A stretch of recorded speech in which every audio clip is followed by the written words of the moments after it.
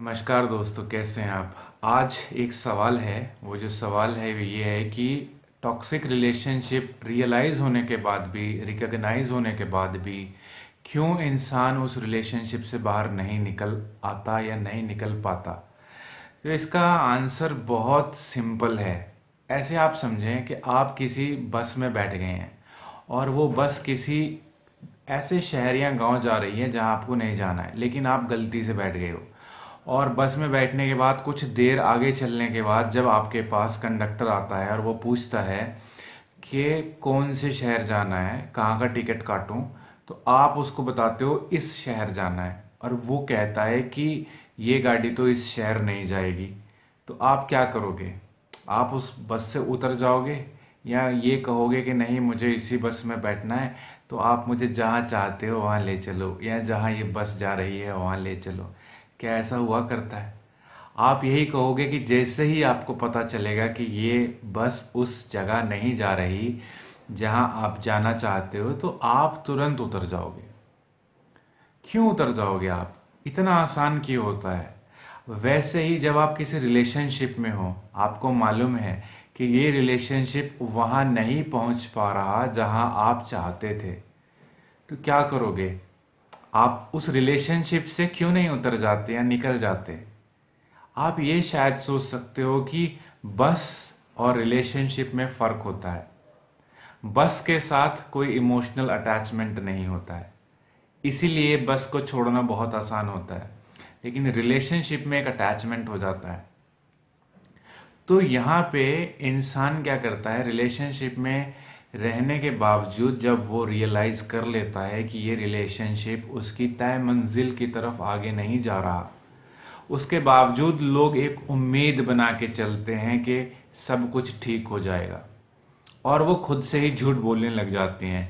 ये तो ऐसा ही हुआ कि आप किसी बस में बैठे हैं और आपको पता चल गया कि ये बस जहां आप जाना चाहते हो वहां नहीं जा रही, और आप अंदर ही अंदर ये सोच लें, लॉ ऑफ अट्रैक्शन करने लग जाएं कि ये बस सही पहुंच जाएगी, सही दिशा में। ये शायद ड्राइवर का दिमाग बदल जाएगा, ये दूसरे शहर ले जाएगा।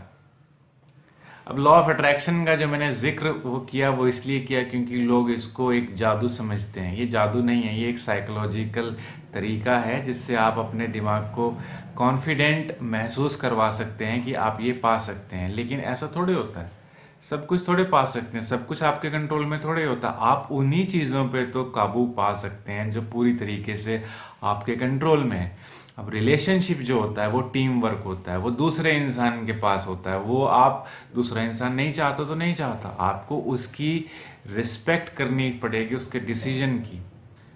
और आपको समझना पड़ेगा अगर दूसरा इंसान चाहता है तो वो भी आपके पास आएगा, आपको वक्त देगा, क्योंकि उसको अच्छा लगता है ना।